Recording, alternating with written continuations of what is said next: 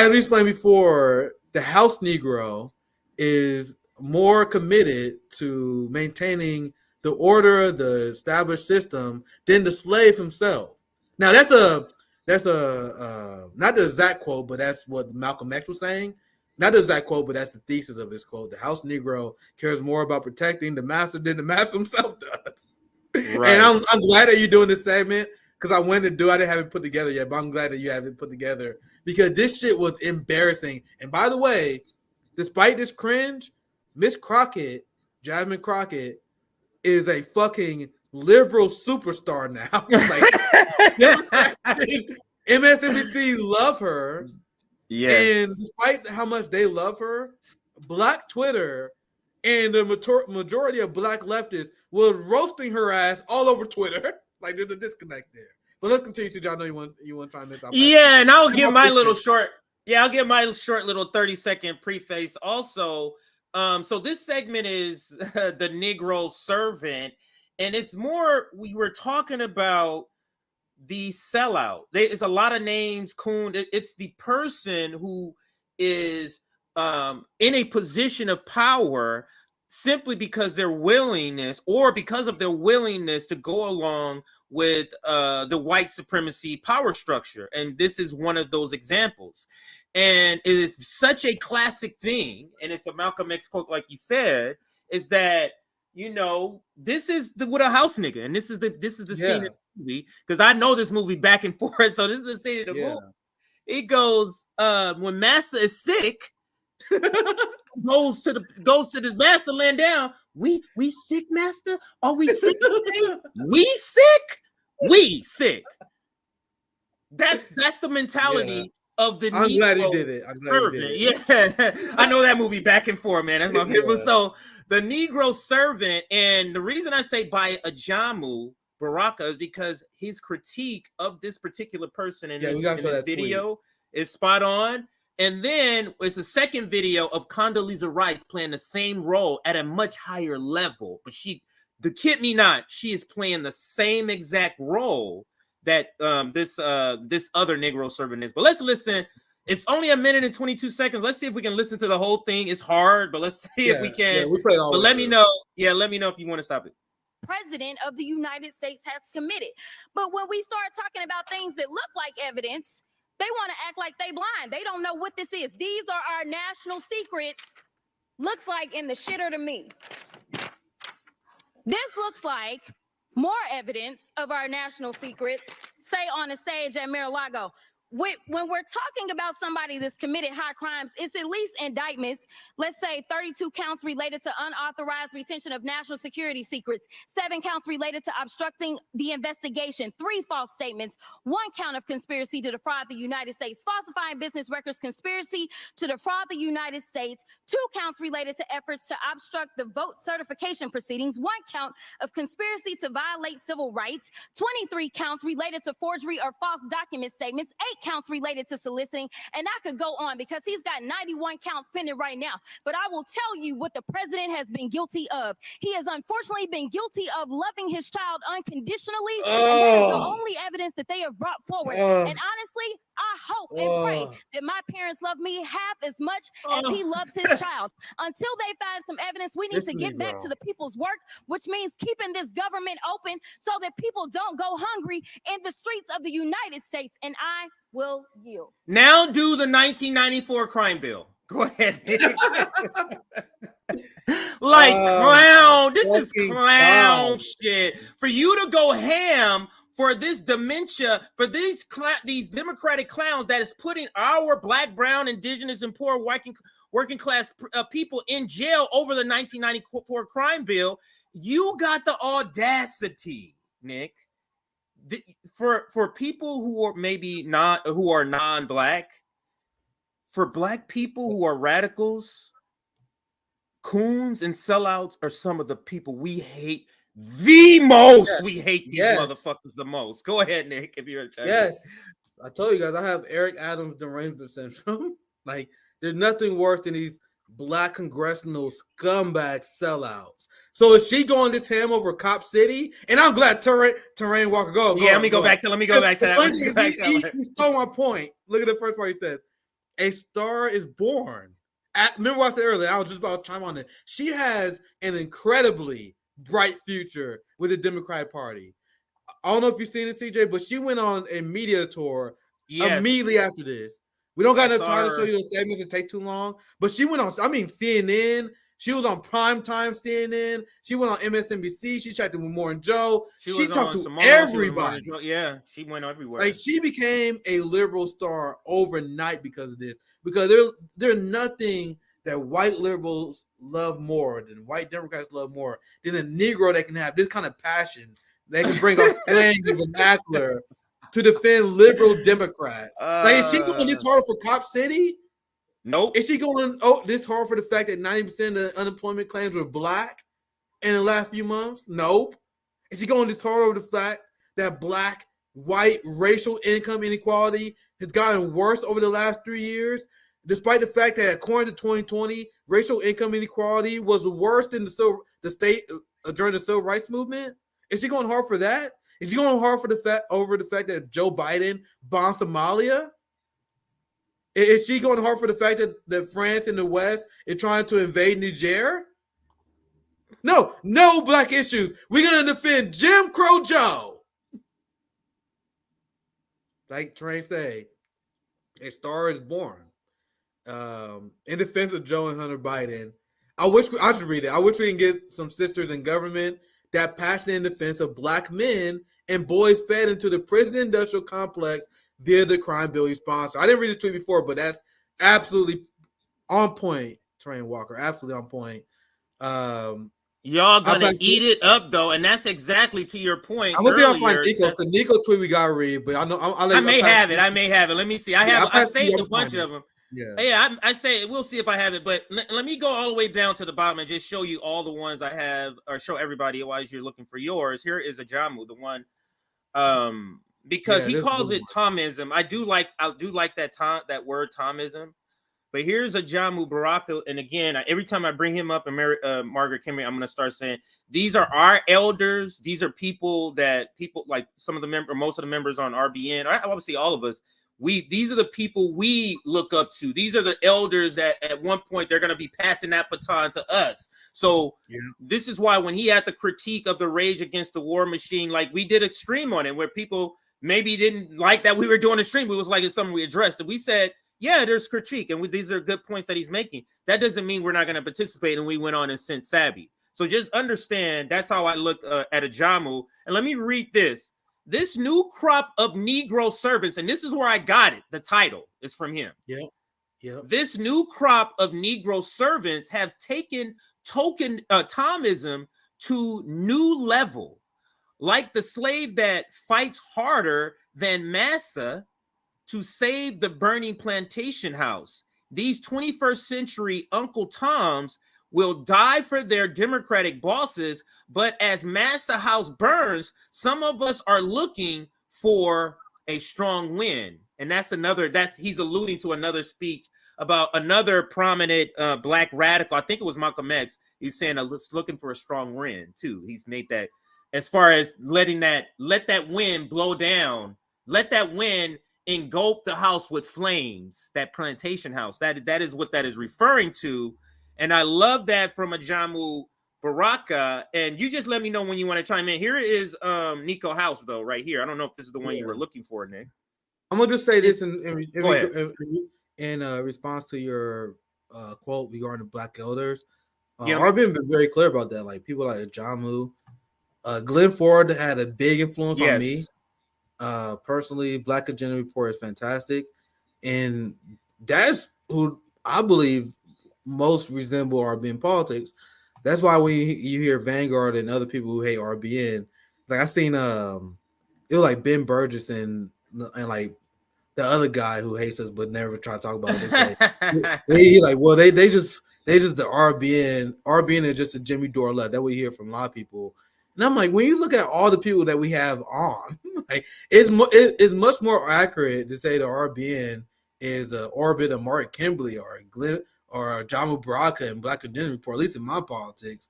But they can't say that because if you want, if you're gonna try to smear us as right wing, you can't say we're like a Ajamu Baraka and Mari Kimberly. That won't play right, even though we're very close with Ajamu. We had Ajamu on multiple times. He agreed with our politics. We agree with their politics, and the same with Mari Kimberly. So you can't say that RBN is a Ajamu Baraka adjacent.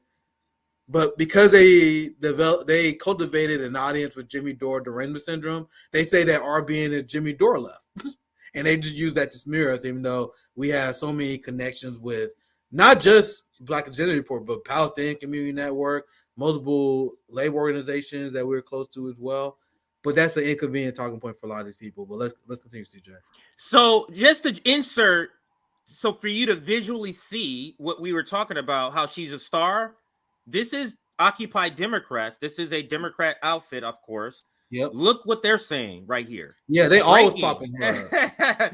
Breaking, Democratic Congresswoman Jasmine Crockett unleashes an explosive viral speech slamming Donald Trump for stashing classified documents in his shitter. That line at Mar-a-Lago, infuriating Republicans with her hilarious bluntness.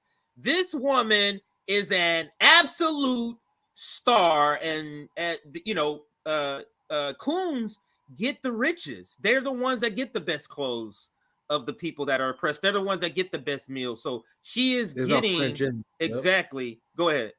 Yeah, I was saying our boy Nico on point. Here's Nico saying, imagine being a Black woman in 2023 capping this hard to protect a segregationist and his crackhead son. And I love Nico because we always remind people, like Nico is as, if not more, hated among the Bernie Sanders left than I am. Like, there's probably only one other person that's Nico, because he reminds people that if you vote for Joe Biden, you voted for a racist segregationist. At the end of the day, you can justify, you can rationalize that all you want. The same way we call out these Negroes for defending Joe Biden, even though he's a racist segregationist who bombs Africa, who supports intervention into Niger. Not only is he a white supremacist in the past, he's an active white supremacist now, giving COVID relief money to the police state, funding ICE more than Donald Trump did. That is what Donald Trump did that made you guys call him a fascist. But Biden does it, and now he's just a normal neoliberal. No, he's a white supremacist fascist, the same way you guys would call Donald Trump.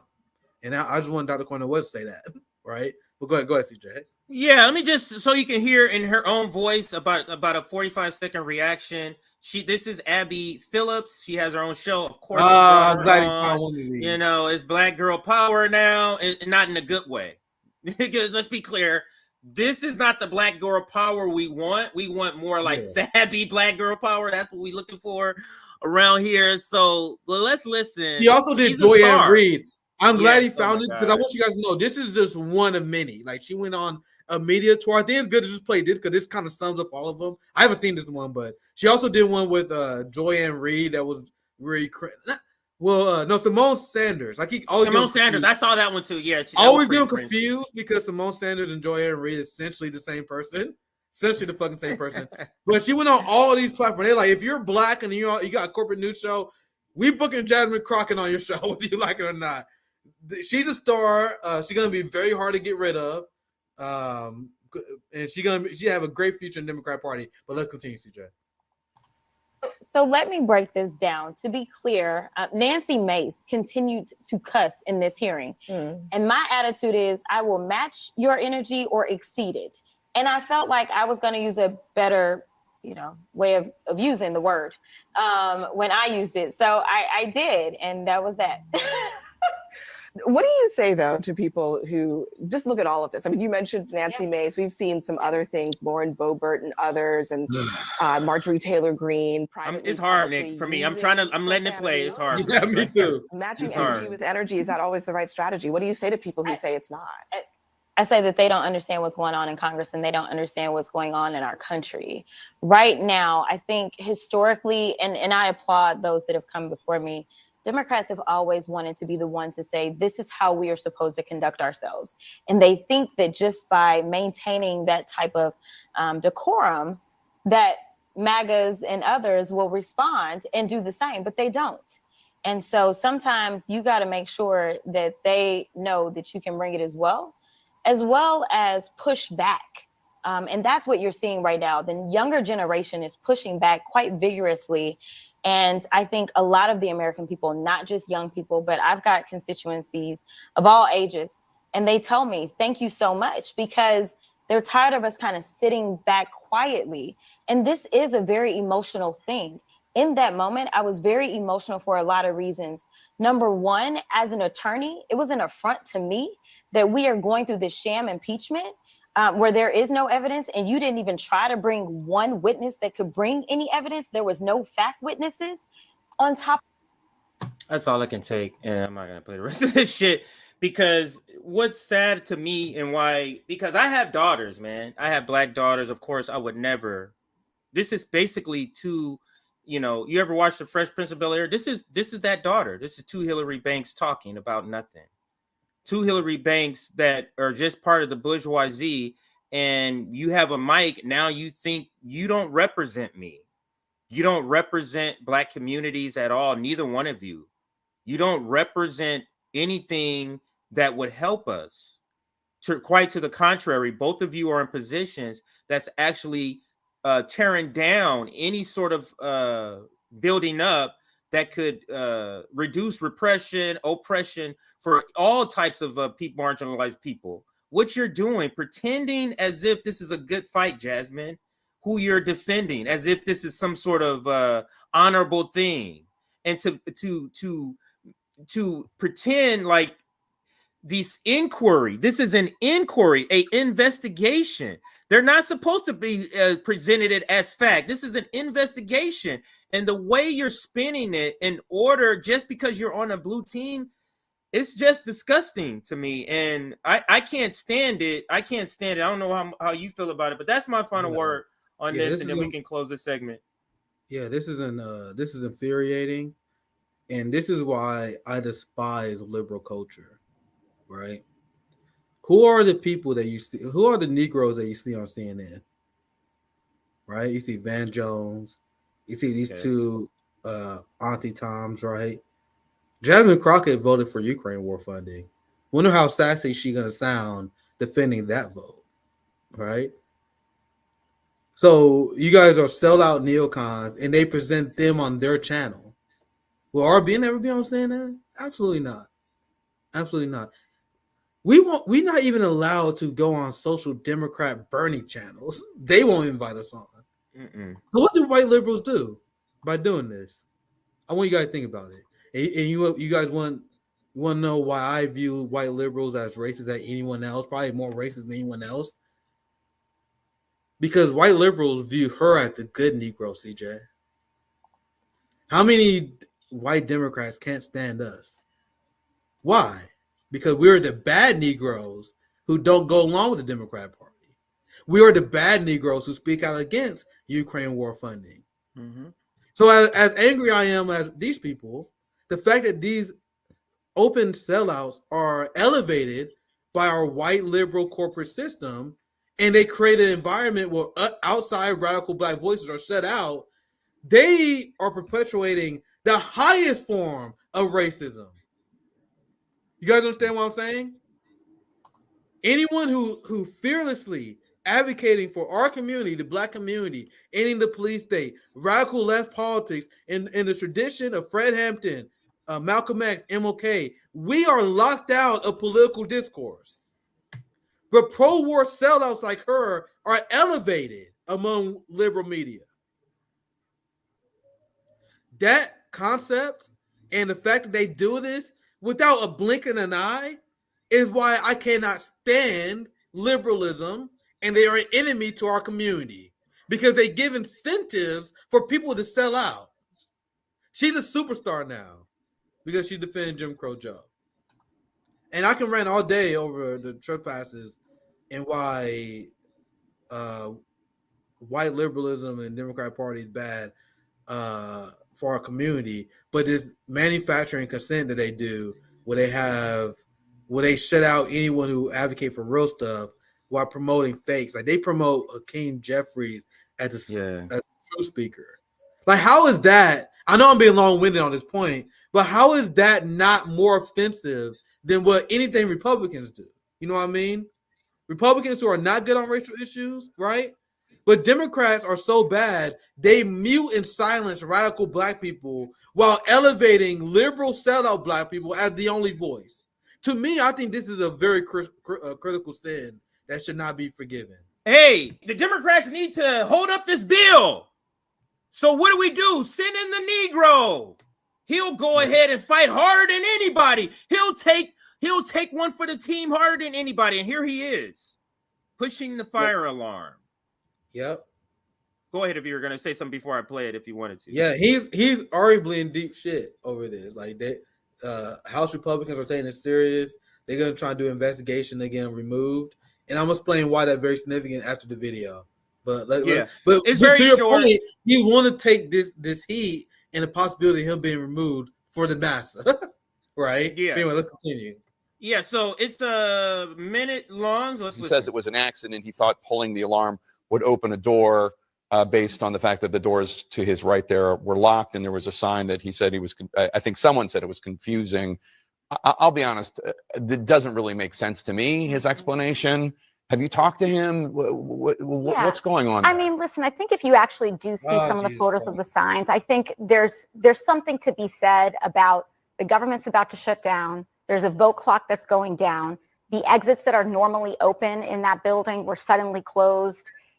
So you pulled the fire alarm? So what I am here to say is that House administration and U.S. Capitol Police and Jamal Bowman are an active, and he's fully participating and saying there was a misunderstanding. But what I do think is important to raise is the fact that Republicans, representatives like the Libertarian Caucus and others, immediately moved to file motions to censure, motions to expel before there has even been conversations that are finished to even see if there was a misunderstanding here. Isn't that what y'all doing with Trump before any convictions? Aren't y'all trying to say take him off of ballots and stuff? But to the point, and that's the end of the video. I'll pass it to you because I know you wanted to say something. I do want to say this before I pass it to you. Yeah. And that is, there has been a picture that comes out of supposedly a picture of the sign that says something about pull the lever, irregardless of the sign. This fool has been working here. You get what I'm saying? This is not a place he does not know. He has been working here. So I think he could be using this. He knew that was there. He could say, I could just say, I misunderstood. I work here every day. I know I've already seen the sign. I know what I'm really supposed to do. But if they catch me, at least I have the out. It's a plausible out that he's given with this. Go ahead if you had anything to say on that. Jamal Bowman was a high school principal, fam. Do you guys know how many fire drills and that you do as a high school principal? Do you know that as a high school principal, you have to learn all the fire ordinances? Like, Jamal Bowman knows what a fire alarm is, fam. The idea that he's pretending that he did not is hilarious. And you realize the best argument that they have, and the argument that even Jamal Bowman is putting out there, is, I'm a bit of a dumbass, I know. He's like, I'm a bit of a dumbass. I was trying to open the door using a fire alarm, right? So doesn't that show that we, in the best case scenario, we don't live in meritocracy? Jamal Bowman and the people elected to Congress are considered high thinkers, people who actually care about these issues. Jamal Bowman didn't know what Crimea was, CJ. My guest from last week, Liam, exposed that from the Gray Zone. We had a great conversation at Nick and Night. He didn't know what the fuck Crimea is. So isn't it something that the dumbest among us get elevated to the level of politicians, right? Jamal Bowman. But the most important part of this analysis is why the Republican Party is going after Jamal Bowman, CJ. And this is what AOC and them not mentioning. So why did they go after January 6th protester, fam? Mm-hmm. They locked up January 6th protesters for illegally disturbing a congressional proceeding. So you have, you have all these criminal justice advocates all these abolitionists, right? All these Olayemi Democrats, right? Who they was abolitionists. They speak out about the ills of criminal justice. They went from that to supporting locking up January 6th protesters, and these people got insane sentences. I don't give a fuck what your politics is. Everyone should be against that. How the fuck are you an abolitionist, but you're okay with the government giving people 10 to 15 years for a protest? How is that in our best interest? So these people who abolitionists, criminal justice minded, all of a sudden they start cheering for it. And CJ, you want to know the argument that the January 6th defendants used? They didn't know what they did was illegal. A lot of them claim ignorance, CJ. That's the same thing Jamal was saying. They said we didn't know. A lot of them are saying a combination of we didn't know what we was doing was illegal. Some of them say use the proof that the police opened the gates, and they're like, "Oh, we thought we was allowed in." You have Republican politicians that said that we should protest. So a lot of them saying that we didn't know what we was doing is a felony. You know what? You want to know what the Democrats' response to that was? It doesn't matter that you don't know. It doesn't matter that it was an accident. Doesn't matter if you was misled. Doesn't matter if you didn't know you should go to Congress. Your ass should go to prison. Those same people are now like, oh, Jamal Bowman didn't know.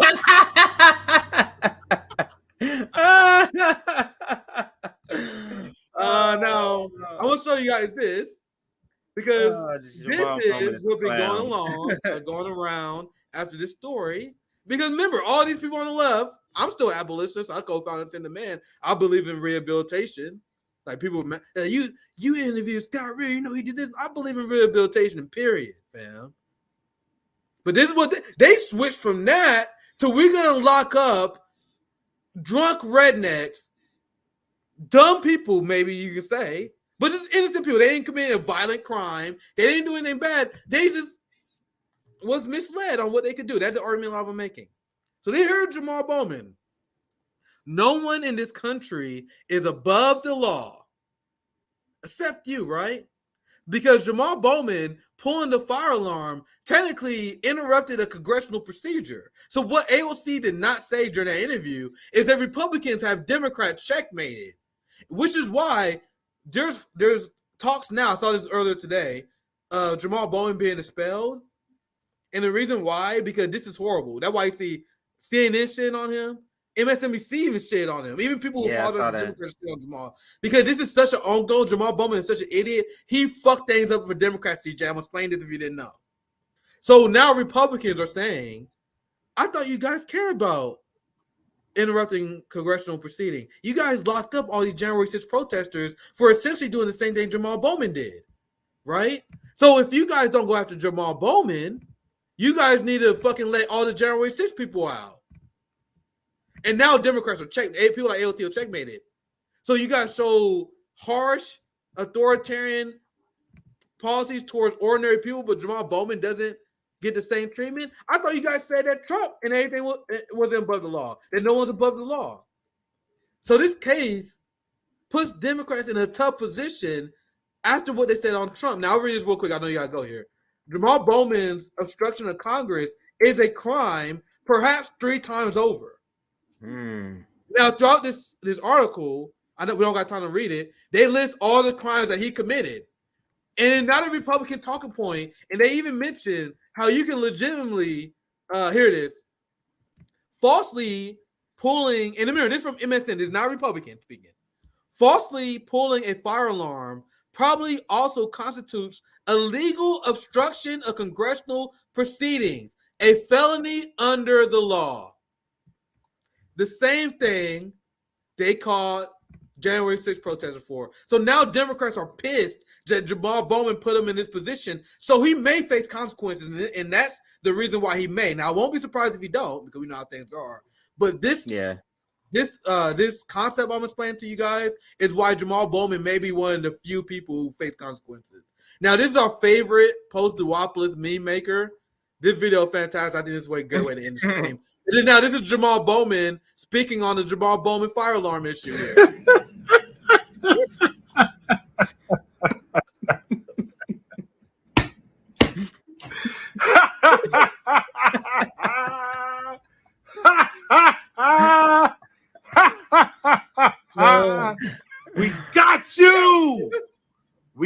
got you. And more to come. Clown, thug, crook, criminal. Negro servants, boy.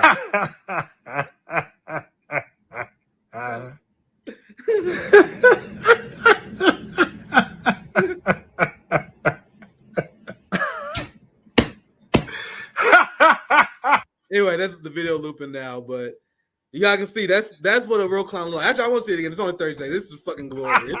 Like both duopolists make brilliant videos. You see how he put in the receipts of the crimes that he committed? Yeah. This video is glorious for so many reasons. Because if Jamal Bowman was intellectually consistent, if AOC was intellectually consistent, she'd be calling for Jamal Bowman to be prosecuted. So let's watch this one more time.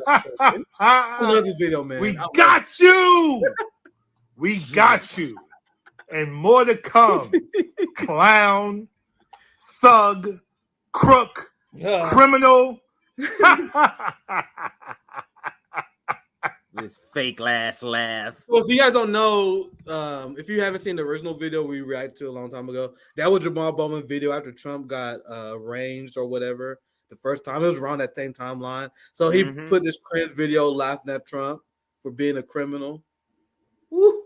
Oh, that come up it's something, isn't Jamal Bowman? So, that's the same way to wrap this statement. CJ, I know we got to go. We don't got nothing else.